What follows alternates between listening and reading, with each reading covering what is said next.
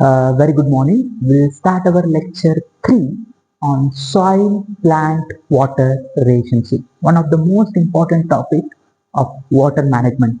How soil holds the water, how plant absorbs the water from the soil, how water is being evaporated from the plant is what we deal with the relationship is the soil plant water relationship. As you all know that the soil water relationship deals with the physical properties of the soil and the plant and the influence that movement, retention and absorption of water by plant which must be considered in order to improve the irrigation system. So these three are manually dependent and differ from place to place. The soil, the plant and the atmosphere, their conditions differ, their nature differs and their relationship differs with the individual characteristics. The variation is because of the soil properties. What are they? The depth, the texture, the structure, the plasticity and many physical structures and plant characters such as root density, root depth, rooting characteristics and weather conditions, atmospheric conditions such as rainfall, temperature, wind velocity and all the climatic factors. So in this way the relations differ with the conditions. The advantages of this relationship is that the first advantage, it is possible to take a correct decision considering with the timing of irrigation. When you have all this data, it gives you when to schedule the irrigation and at what time you have to schedule the irrigation. It helps to determine the moisture storage capacity of the soil. It gives you a how much water is holded in the soil and how much water is required to bring it to the saturated condition.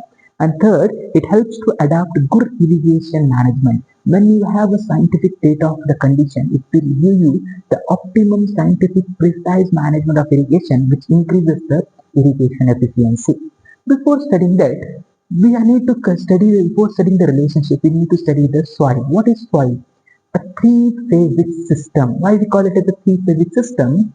If the soil is heterogeneous, it's a polyphasic, solid, liquid and gaseous particulate dispersed in a porous system. Three-phasic. It has the solid, the liquid and some gaseous nature.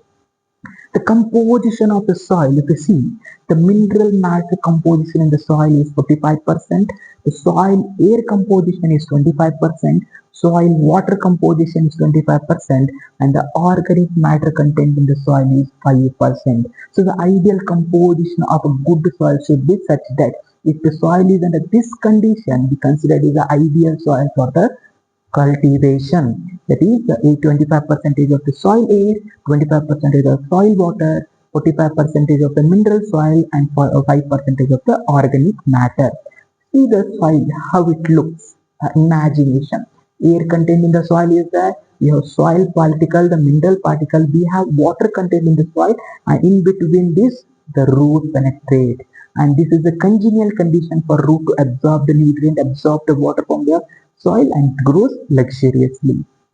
You see the soil physical properties. When we are dealing with the soil plant water relationship, we need to understand the soil properties and how it related with the water management. Soil properties first is the soil depth. What is soil depth? It refers to the thickness of the soil cover over the hard rock. If this is a hard rock, the thickness of the soil cover over this hard rock, we call it as a soil depth or a hard substratum below which root cannot penetrate. The soil depth is directly related to the root system, water storage capacity, nutrient supply capacity, feasibility for land leveling and land shaping. See, the depth of the soil, if we consider this as a hard rock, the depth of the soil over this hard rock is considered to be as a soil depth.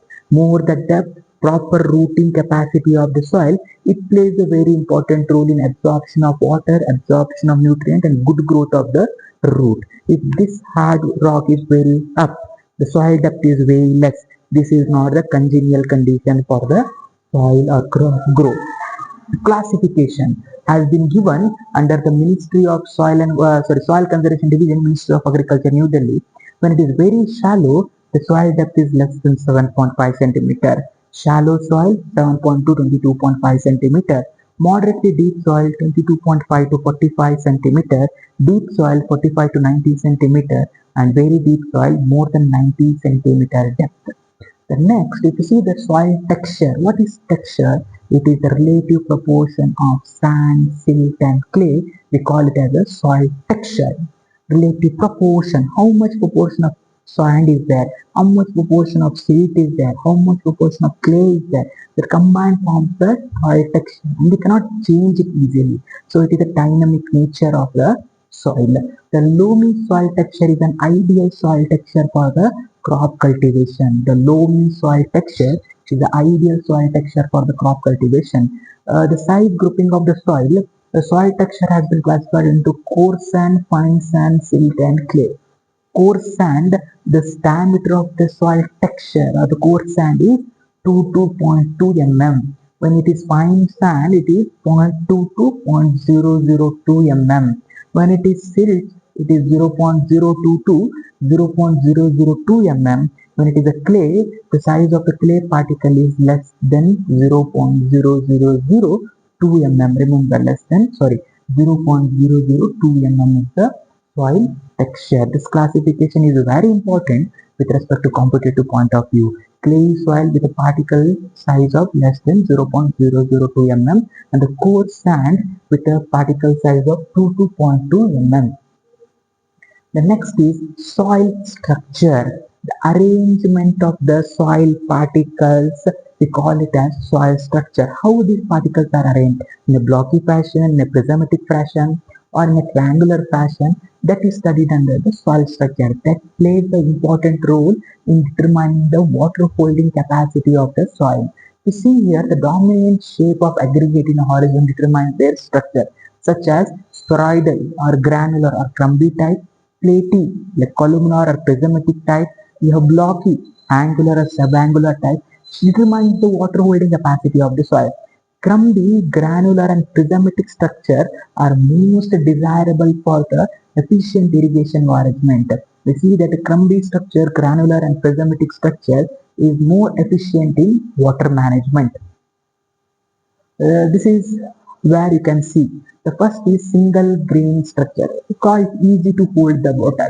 Granular structure, the water holder in the granular, the space between these granules is where water is present. The blocky structure, you can see the blocks attached with each other, how it looks. Then prismatic, long rod with a prism shape, the prismatic structure. Platy, horizontal layer one by one, we call it as platy structure. Then mashy, a big bold. The best structure is generally single grain or granular structure to water hold in maximum quantity. The next, the density of the soil. Sorry, we'll take density and all the other things in the next class. Thanks for watching. Subscribe my channel. Learn together. And if you like my channel, please subscribe. Thank you.